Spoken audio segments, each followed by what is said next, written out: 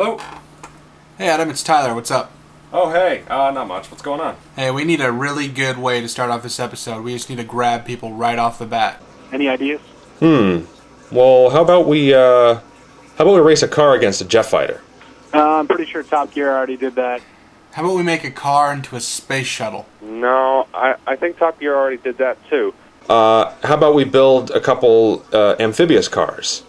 I'm pretty sure Top Gear did that already too. Huh. Yeah, I don't know, man. We gotta have something, really catchy at the beginning of the show. Something to get people's attention. Wait, I've got an idea.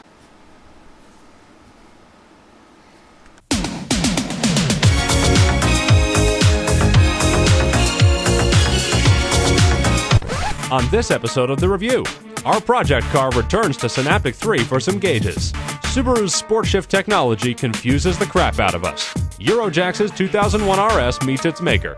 Find out what happens when liquor and driving games collide, driving tips for the summer, 6 people you'll meet at a car meet, and much, much more. Right now, on the Periodic Review of Nasiok. Periodic as a motherfucker.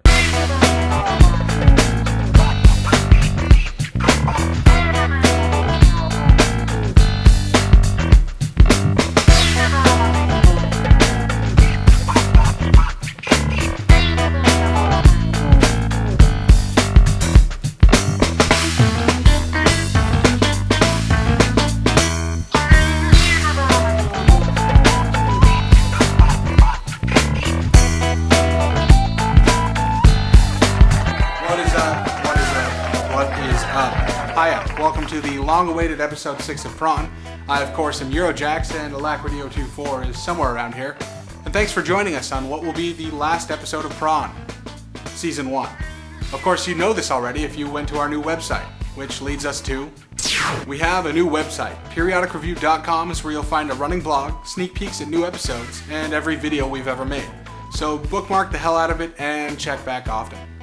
Our WRX project car is back. In past episodes, we've outfitted it with new brakes and suspension. Now it's time to start moving towards power.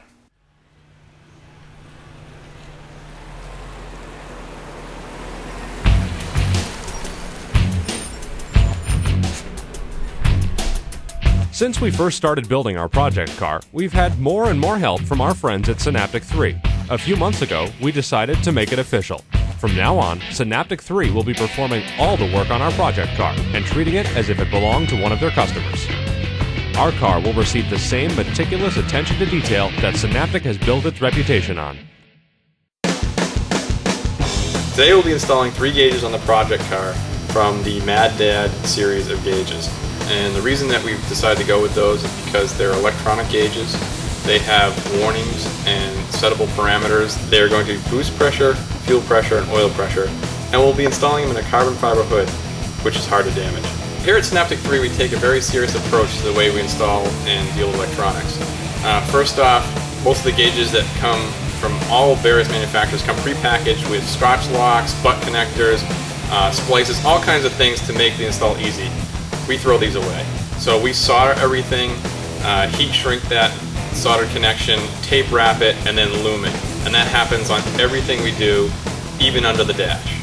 Gauges are the window into the health of your engine. One of the things that we like to suggest to our customers is that they install gauges prior to doing any other modifications to their car.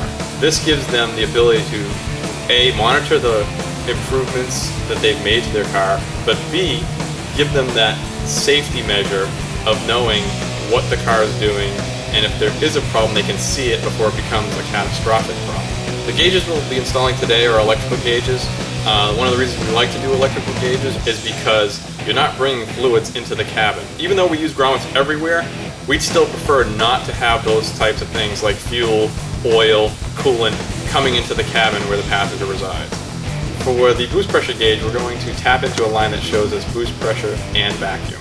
The project car happens to be turboed, so in this case we need to have a boost pressure gauge so we know exactly what boost pressure we're running. You don't want to have a situation where you're over boosting and don't know. An oil pressure gauge is an important gauge on any car, but specifically on Subarus because of the fact that they're a Boxer style engine, they have less tolerance to low oil or oil level. To install the oil pressure gauge, first we're going to install the sender. There are two ways to approach the install of the sender. One is to use a galley plug, or the other option is to use a sandwich adapter on your oil filter. We're going to go that route with the project car because we want the ability to add additional sensors later. Fuel pressure is probably the most overlooked gauge, especially on a turbocharged car. To install the fuel pressure gauge, you're going to basically tee the sensor into the feed line. What comes supplied with the Mad Dad gauge is a brass barb fitting, basically that just gets cut and spliced into the line with hose clamps. I can't stress enough how important it is to know that you have proper fuel pressure. On a boosted car, that is the lifeblood of your engine. If you don't have fuel pressure, you're going to have a toasted motor. End of story.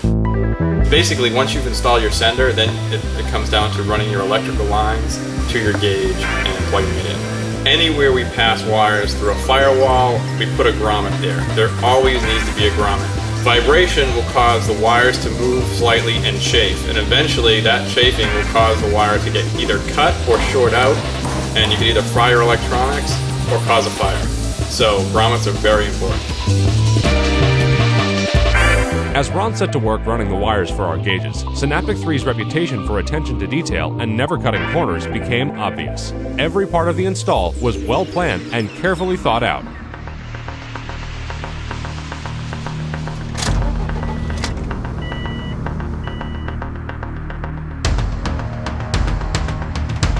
The Mad Dad Clarity gauges are beautiful. These things look great, work great, and come packed with features that you'd only find on gauges costing tons more money. With the gauges installed in our project car, we're finally ready to start adding power. Stay tuned.